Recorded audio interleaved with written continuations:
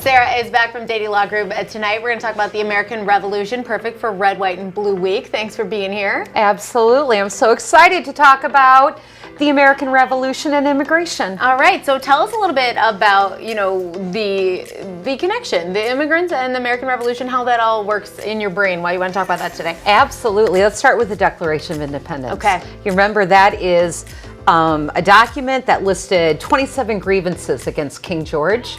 Number 7 was the king was restricting immigration to the United States and obstructing citizenship for foreigners who are living here.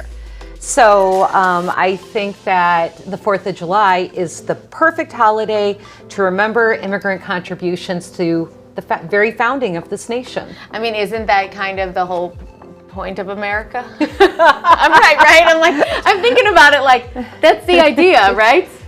You would think, and I think that it's important to talk about a couple of immigrants in particular who had key roles in the U.S., the American Revolution. Okay, so Baron DeKalb, is he one of the ones we want to talk about today? Absolutely. Johann DeKalb was a baron from Bavaria, and he served under General Washington. He was very important at the Battle of Camden. He was actually slashed with a saber, shot 3 times, and bayoneted repeatedly. The British took him prisoner, and allegedly he said before he died 3 days later, he didn't die on the battlefield, I die a soldier's death fighting for the rights of man. Why do we care about Baron DeKalb in Illinois? DeKalb?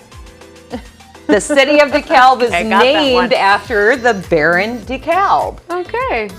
I never thought about why DeKalb was DeKalb. Kazimierz Pulaski, now I know that one because it used to be a holiday when I was a little kid growing up in the suburbs. That's right. So Kazimierz Pulaski from Poland, he served also under General Washington, and he is honored for his pivotal role in the American Revolution.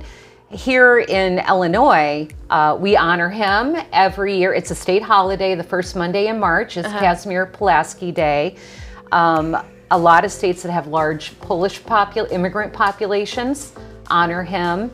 And what's really interesting about him is 230 years after he died, Congress granted him U.S. citizenship. Oh, wow.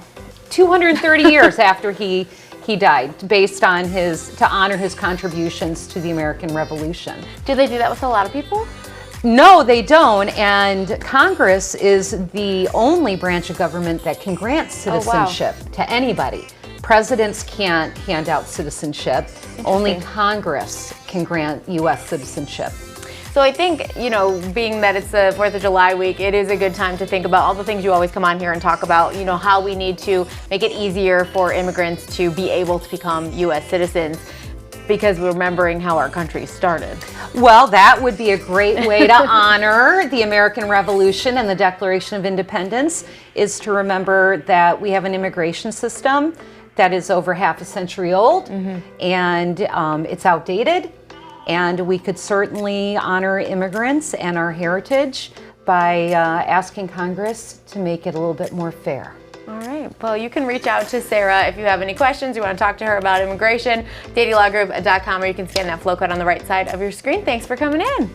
Thank you. We'll be right back with tips to keep your family safe and healthy this holiday weekend. Don't go anywhere.